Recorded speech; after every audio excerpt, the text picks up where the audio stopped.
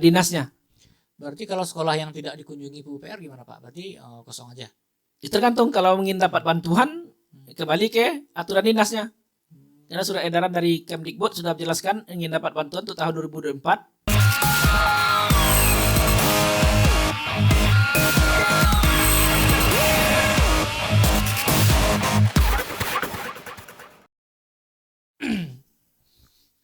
Assalamualaikum warahmatullahi wabarakatuh.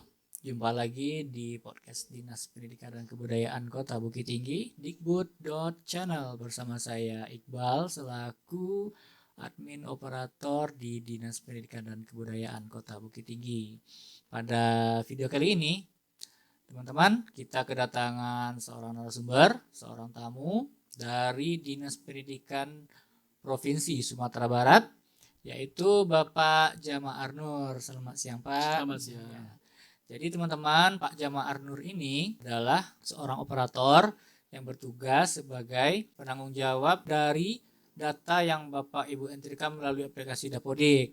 Jadi beliau ini merupakan salah satu instruktur juga yang berhak memberikan materi-materi pelatihan-pelatihan bagi teman-teman operator di jenjang SD, SMP, SMA, SMK, SLB, Provinsi Sumatera Barat.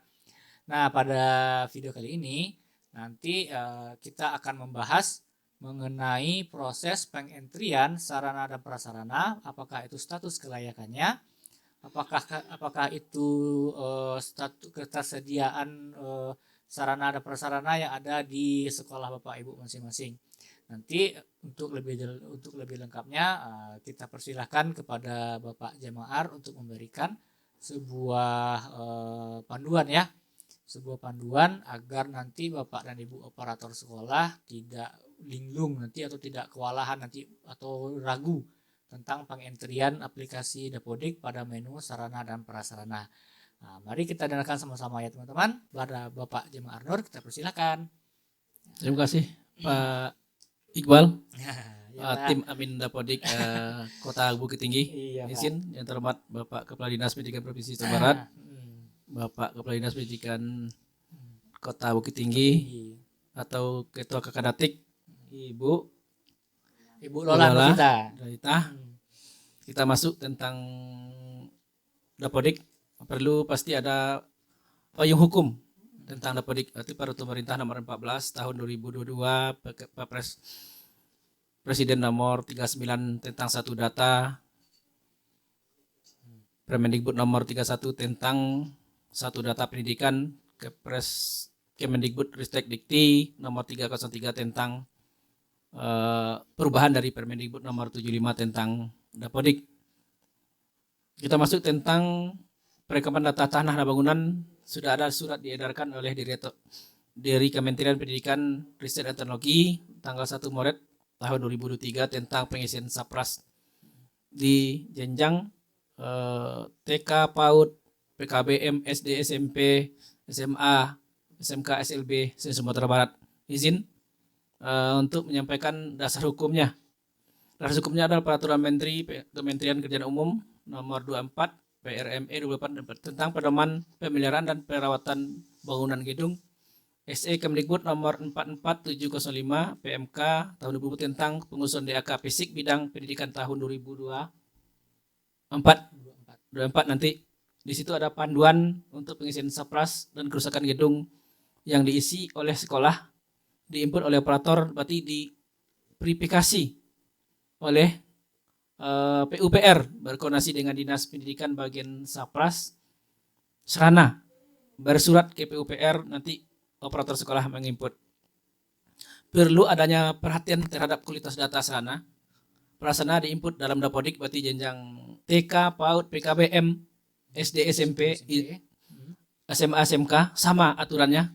Berarti satu data, berarti Kepres tadi, Permendikbud nomor 31. Satu, Pemda dapat menyusun strategis pengelolaan sarana prasarana mempertimbangkan penginputan Dapodik sebagai dasar perencanaan penganggaran itu Pemda. 2. Pemda mendorong memberikan pemahaman bagi satu pendidikan untuk mengupdate data sarana di Dapodik sesuai kondisi real. Ini sering terjadi di sekolah jenjang SD, SMP, kebetulan saya diundang di sini. di tim Dinas Pendidikan Kota Bukit Tinggi. Banyak sekolah tidak mengisi kondisi realnya, masih dipercaya operator yang input. Seharusnya Pemda melakukan pendampingan dalam penginputan tingkat kerusakan di Dapodik agar sesuai dengan penilaian kerusakan PUPR. Berarti bersurat dari surat kementerian dibalas nanti oleh Dinas Pendidikan, bersurat ke PUPR, nanti sekolah mengisi berdasarkan hasil kerusakan yang diisi di PUPR, baru operator sekolah menginput. 4. Pemda melakukan koordinasi dengan satuan pendidikan terkait pemutahiran data sarana prasarana sebagai dasar perencanaan dan pelaporan pelaksanaan DAK fisik tahun 2024. Nanti itu dianggarkan termasuk untuk pokir DAK non fisik. Kalau non fisik berarti bos, kalau fisik berarti rehab gedung dan bangunan. Lanjut, pemutahiran data sarana di Dapodik dalam rangka meningkatkan kualitas pemutahiran data pokok pada entitas sarana prasarana satuan pendidikan diharapkan dapat melakukan data sarana di Dapodik. Hal ini perlu agar data tersebut valid secara pendataan. Dapodik data perlu dimutakhirkan secara berkelanjutan. 1. Mengisi dan melengkapi isian data sarana dengan benar, antara lain data tanah dan ruangan. Nah, di sini sering data tanah itu masih hak pakai. Seharusnya kalau untuk bantuan berarti harus hak milik. Hak milik. Kalau masih hak pakai mungkin tidak bisa. Di situ ada NJOP, pajak, harus diinputkan di Dapodik. Yang kedua, mengisi dan melengkapi isian data sarana dengan benar, antara lain alat, angkutan, dan buku. Termasuk jumlah komputer, buku, juga diinput di Dapodik. Yang ketiga, menjawab pertanyaan yang kepemilikan terkait sarana prasarana yang terdapat dalam tabulasi data dinamis pada bano data rinci, berarti full onden. Identitas sarana-sarana ini akan disampaikan sebagai basis data perencanaan DAK fisik bidang pendidikan untuk tahun 2024. Apabila sekolah tidak mengisi ini, berarti tipis harapan karena sudah ada surat resmi dari PUPR untuk bantuan tahun 2024. Alur perekaman data tanah bangunan dan ruangan, berarti rekaman tanah, yang juga perekaman data tanah bangunan, 3 rekaman data ruangan. Satuan pendidikan diharap dapat melakukan pengecekan kembali terhadap keterisian perekaman data tanah bangunan dan ruangan untuk persiapan perhitungan pengajuan DAK untuk tahun 2024. Berarti batasnya tanggal 31 Maret tahun 2023 ini. Harus diupload di SP Datadik akun operator sekolah, disetujui nanti oleh operator dinas setelah diverifikasi oleh PUPR bekerjasama dengan tim sarana di Dinas Pendidikan, baik di provinsi baik di kabupaten kota, berarti di kota Bukit Tinggi. Berarti koordinasi dengan tim PUPR. Lanjut, nanti operator sekolah login untuk mengisi. Ini sudah saya terangkan. Lanjut saja, mengisi data tanah, formulir tanah. Operator pendidikan memastikan isian formulir tanah lebih terisi dengan lengkap. Klik tombol ubah untuk menampilkan formulir tanah. Jika satu pendidikan memiliki luas lahan tersedia isi format ini sesuai kondisi real. Pilihan isian kepemilikan tanah terdiri dari milik, sewa, pinjam, dan bukan hak milik. Nanti sekolah jenjang SD di Kota Bukit Tinggi SMP, apakah hak milik atau hak kai atau hak sewa? Mohon isi di situ. Kalau hak milik berarti sampai mengisi sertifikat dan sampai NJOP panjang, lebar, luas lokasi dan luas tanah dan kepemilikan dan keterangan tanah diisi lengkap secara online dan full online, semi online dan online di akun operator sekolah. Pengisian data tanah, lokasi tanah. Pengisian lokasi tanah diisi sesuai dengan sertifikat atau kelengkapan administrasi tanah yang dimiliki. Jika terdapat perbedaan lokasi antara satuan pendidikan dan tanah aplikasi Dapodik, berkoordinasi dengan tim ahli dan keadaan tersebut. Namun jika lokasi tanah sesuai dengan lokasi satuan pendidikan, klik tombol salin alamat sesuai yang tertera di isian PUPR. Alamat, jalan, RT, RW, nama dusun, kelurahan, kecamatan, kode pos, lintang, bujur. Ini harus diisi dengan lengkap. Termasuk di Perpal SP juga diisi. Ini akan ditarik datanya nanti tergantung kebijakan Kemdikbud. Ini denah lokasi. Contoh, bangunan 1 terdiri dari ruang kelas, perpustakaan, dan WC. Bangunan 2 terdiri dari 4 ruangan kelas. Bangunan 3 terdiri dari ruangan guru, tempat ibadah, dan ruang konseling BK. Ini kalau tidak ada jangan diisi, kalau ada boleh ditambah. Rata-rata ini sering ditinggalkan. Jenjang SD, kalau memang ada jenjang SD BK, kalau ada guru musala atau kantin diisi Dapodik. Lapangan upacara lahan parkir termasuk dalam kategori bangunan yang perlu direkam. Ini akan berhubungan untuk bantuan PUPR tahun 2024 untuk perencanaan anggaran di Dinas Pendidikan Kota Bukit Tinggi. 5. Pengisian lahan tersedia di Dapodik dimasukkan dalam formulir data tanah. Ini ruangan kelas, pustaka, WC, lahan parkir, lapangan upacara, ruang kelas, ruangan guru, tempat ibadah, ruangan baik, rusak sedang, rusak ringan, atau tidak rusak sama sekali. Lanjut di sini pengisian data bangunan, di situ ada bangunan baru, contoh dapat DAK tahun ini juga diinput, berarti harus ada serah terima tim aset dulu. Kalau seandainya ada tim aset kemarin dapat SD dapat bantuan DAK, berarti harus serah terima, baru diinput Dapodik, baru dikasih kode sesuai dengan kode yang di sekolah atau dinas, tim aset dinas Kota Bukit Tinggi. Bangunan juga, bangunan tempat ibadah kalau baru dibikin bisa ditambah.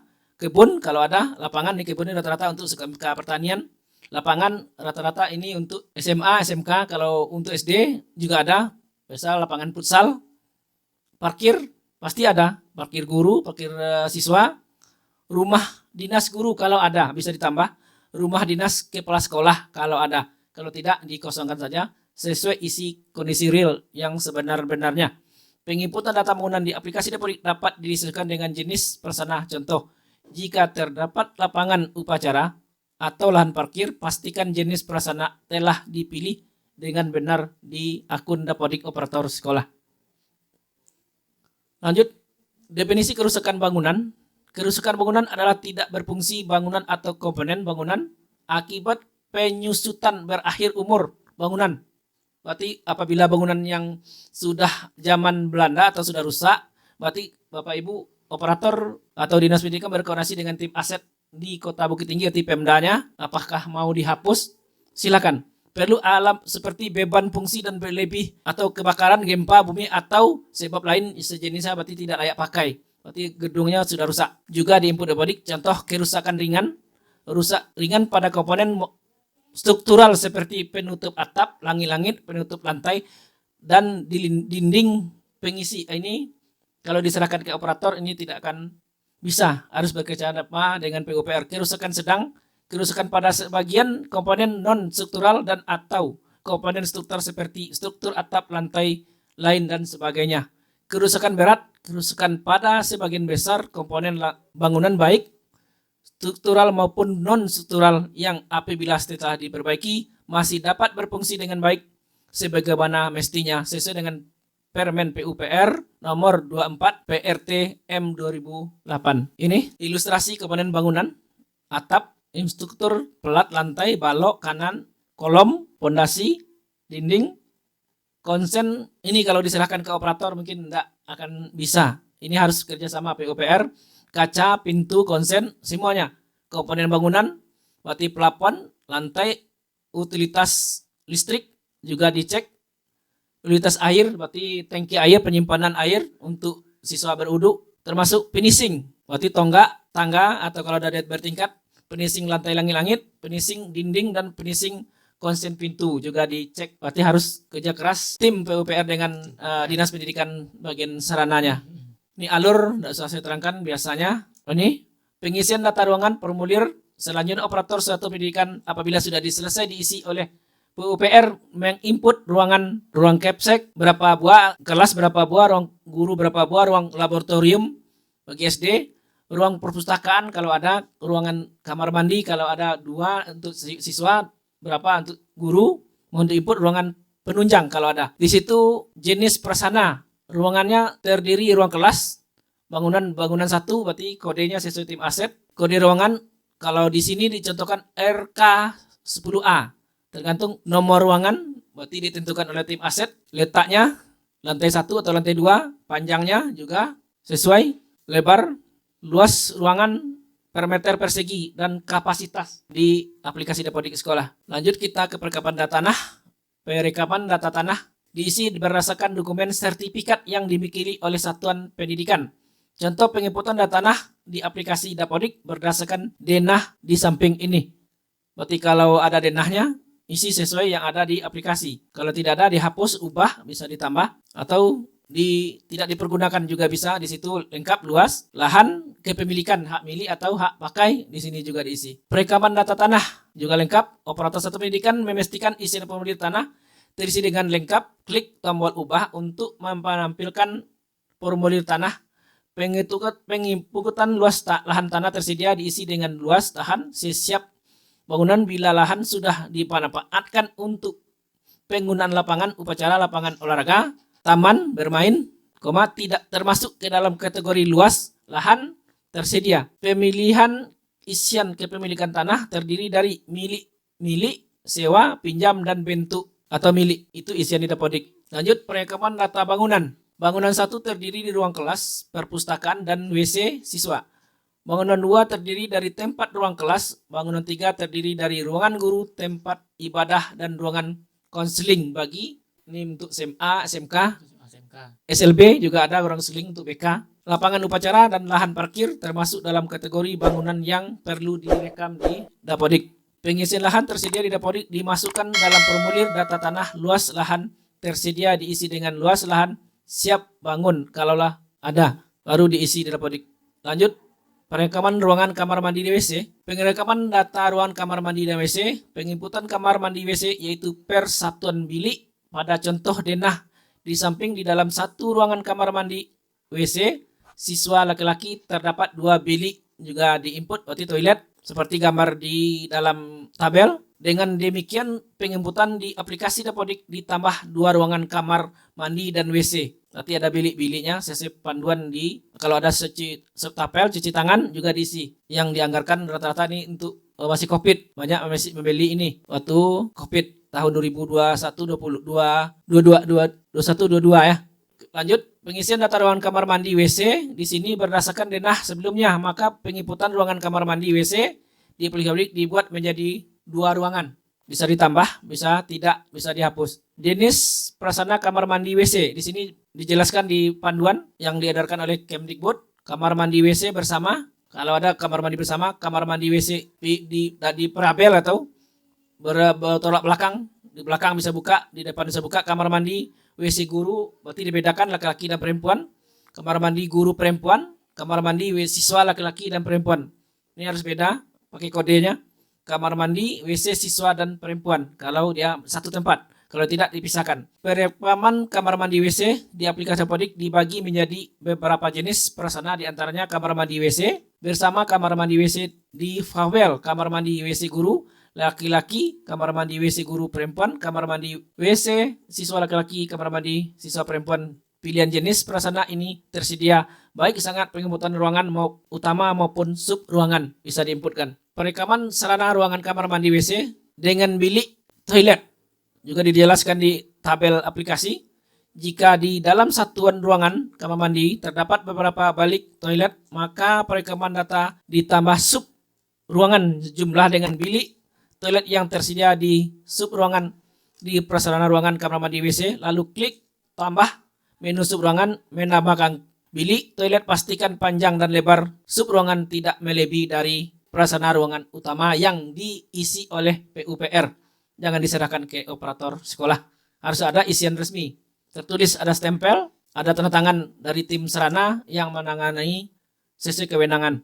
Perekaman prasarana kamar mandi WC tanpa bilik toilet kamar mandi WC 2. Jika ada dalam satu ruangan kamar mandi WC tidak terdapat lebih dari 1 bilik toilet seperti pada contoh denah di atas, maka perekaman datanya hanya ditambahkan di prasarana ruangan kamar mandi WC saja tanpa menambahkan data sub ruangan. Apabila tidak ada bilik, tidak perlu menambahkan sesuai panduan di Kemdikbud. Perekaman sarana berada sub ruangan bilik terdiri kloset duduk, ruangan donor, kloset duduk. Di sini dijelaskan spesifikasinya, jelaskan juga desainnya, kepemilikannya juga dijelaskan sampai sedetail-detailnya. Perekaman alat dapat dilakukan dengan cara memilih sub ruangan bilik toilet pada pilihan ruangan, lalu tambah alat dengan cara klik tambah sesuai panduan yang ada di dikeluarkan oleh Kemdikbud. Perekaman sarana berada di ruangan kamar utama mandi WC juga dijelaskan sesuai gambar yang di atas. Perekaman data sarana alat yang berada di ruangan utama kamar mandi WC dapat dilakukan dengan cara memilih ruangan utama pada pilihan di menu alat, lalu tambah alat secara manual dengan cara klik tambah Jika alat tidak ada pada data di bawaan, abaikan saja perekamannya. Alat bawaan yang tampil ditandai dengan baris berwarna oranye. Jika tidak ada alat di ruangan tersebut, ini ada tanda untuk mengingatkan operator di sini. Ditandai dengan baris berwarna oranye, berarti jika tidak ada alat di ruangan tersebut. Ada dijelaskan di operator sekolah di webnya. Pertanyaan kepemilikan sarana di sini sudah juga dijelaskan. Tidak lagi ditampilkan pada tabulasi data dinamis. Biasa dijelaskan. Sekarang muncul pada lembar konfirmasi sinkronisasi. Apakah sekolah Anda memiliki ruangan guru? Berarti nanti ada iya atau tidak dijelaskan. Apakah sekolah Anda memiliki ruang kelas? Pasti iya. Tidak mungkin tidak ada. Kalau ada ruang kelas berarti tidak bisa bikin rombel dan jam guru. Apakah sekolah Anda memiliki ruangan konseling? Nah, ini bisa tidak, bisa iya. Apakah sekolah Anda memiliki ruangan laboratorium? Ini bisa iya, bisa tidak. Tergantung kondisi real di sekolah. Rata-rata untuk SMA, SMK berarti pakai ruang laboratorium. Kalau SD rata-rata tidak. Apakah sekolah Anda memiliki ruangan organisasi kesiswaan? Ini OSIS bagi SMP. Kalau ada, iya atau tidak. Kalau iya, isi iya sesuai kondisi real. Jangan ditambah-tambah, jangan dirubah-rubah. Kita lanjut. Perekaman tingkat kerusakan bangunan. Di sini alurnya, bobot, kondisi kerusakan bangunan, formulir. Ini yang diverifikasi oleh PUPR. Baru diisi oleh operator sekolah. Ini ada stempelnya. Ada tertangan, ini sering terjadi mold up data. Ini hati-hati. Operator. Instrumen penilaian kerusakan format telah ditetapkan oleh Kementerian PUPR yang dapat diunduh di halaman HTT ringkas Kemdikbud ID from PUPR. Ini bisa diambil secara online. Ini harus disetujui nanti oleh operator dinas. Apabila ada surat ini diserahkan oleh sekolah ke tim sarana dan diserahkan ke tim Amindapodik dinas sesuai wewenang admin untuk menyetujui approve oleh admin dinas. Sampai batasnya tinggal 31 Maret tahun 2023. Mungkin berakhirnya. Berarti Pak, kalau berarti yang menentukan sekolahnya itu PUPR ya Pak? PUPR kerusakan gedung. Nanti Dinas Pendidikan yang akan yang berkonfirmasi ke PUPR sesuai kewenangannya. Nanti PUPR yang akan langsung turun ke sekolah. Turun ke sekolah sesuai anggaran yang ada di Pemdanya. Jadi berarti operator sekolah tidak juga bisa mengentrikasi diri secara menurut mereka sendiri gitu. Tidak bisa, karena di situ ada surat PUPR yang di atas tadi saya jelaskan tadi. Oh gitu. Kalau operator tim ahlinya di situ rata-rata Eskom. Di SD berarti Eskom, kadang di SMP berarti rata-rata dia guru. Harus tim ahli karena di situ perlu tanda tangan PUPR sesuai kewenangan dinasnya. Berarti kalau sekolah yang tidak dikunjungi PUPR gimana Pak? Berarti kosong aja. Tergantung, kalau ingin dapat bantuan kembali ke aturan dinasnya. Karena surat edaran dari Kemdikbud sudah menjelaskan ingin dapat bantuan untuk tahun 2024. Silakan isi. Kalau tidak ya abaikan, kembali ke tanggung jawab pemerintah daerah. Apakah di sini sudah dijelaskan? Nih, Pemda dapat menyusun strategis. Berarti Pemda tidak bisa menganggarkan untuk pokir-pokir dari APBD daerahnya. Tapi kalau diisi baik negeri maupun swasta, berarti seandainya ada kunjungan nanti DPRD Kota Solonto ke dinas, mana sekolah-sekolah yang rusak berat, mana sekolah-sekolah rusak ringan, data sudah ada, tinggal tarik data tetap melalui Dapodik. Berarti satu data, satu bahasa, berarti satu Indonesia. Pakai aplikasi Dapodik. Ya. Berarti intinya pihak sekolah hanya mengentrikan kondisi sekolahnya sesuai dengan yang diberikan oleh PUPR. PUPR ya. Jadi tidak bisa sekolah sendiri yang isi secara manual. Tidak bisa. Tidak bisa. Biasanya kan isi aja ini kerusakannya nih. Nggak bisa. Nggak bisa berarti ya Pak. Jadi itu tergantung dari pihak PUPR yang akan melakukan monitoring langsung ke sekolah Bapak Ibu semua yang ada di Kota Bukit Tinggi. Jadi kalau berhak sekolah Bapak Ibu atau menemukan atau ditemukannya kerusakan di bangunan sekolah Bapak dan Ibu, nanti setelah PUPR turun memonitoring atau mengevaluasi, nanti akan diproses oleh Dinas Pendidikan bagaimana tindak lanjut dari monitoring tersebut. Ya, terima kasih loh Pak sudah memberikan sedikit pencerahan, sedikit informasi mengenai entrian status kondisi sarana prasarana pada sekolah menggunakan aplikasi data pokok pendidikan. Jadi teman-teman, bagi teman-teman yang masih ragu tentang penginputan sarana dan prasarana pada aplikasi Dapodiknya, dapat berkunjung, dapat menemui kami di kantor Dinas Pendidikan pada bidang PKPMP, atau nanti kami akan share materi-materinya yang telah diinformasikan oleh Bapak Jamaah Arnur tadi kepada grup operator pendataan, juga tentang surat edaran mengenai pemutakhiran data sarana prasarana yang mana limitnya itu tanggal 31 Maret 2023, yaitu pada akhir bulan ini. Ya, jadi teman-teman, terima kasih loh Pak Iya, Pak. Ya, Pak. kehadirannya kepada Pak Jamaah Arnur. Nanti teman-teman jangan lupa ya, kita berikan data yang valid pada aplikasi Dapodik kita supaya nanti Bapak dan Ibu tidak dirugikan nanti apa hasilnya, bagaimana bantuan-bantuan yang didapat itu adalah hasil dari entrian Bapak dan Ibu di aplikasi data pokok pendidikannya. Jadi akhir kata bagi teman-teman pada akhir video ini tidak lupa-lupanya ya saya pesan, jangan lupa disaksikan terus video perkembangan mengenai pendidikan dan kebudayaan di Kota Bukit Tinggi melalui Dikbud.channel ini. Jangan lupa di-share, jangan lupa di-like, jangan lupa di-komen, dan jangan lupa di-subscribe, dan jangan lupa dibunyikan tanda loncengnya. Akhir kata, saya Muhammad Iqbal dan Bapak Jamaah Arnur mohon undur diri pada video kali ini. Sampai ketemu di video selanjutnya. Wassalamualaikum warahmatullahi wabarakatuh.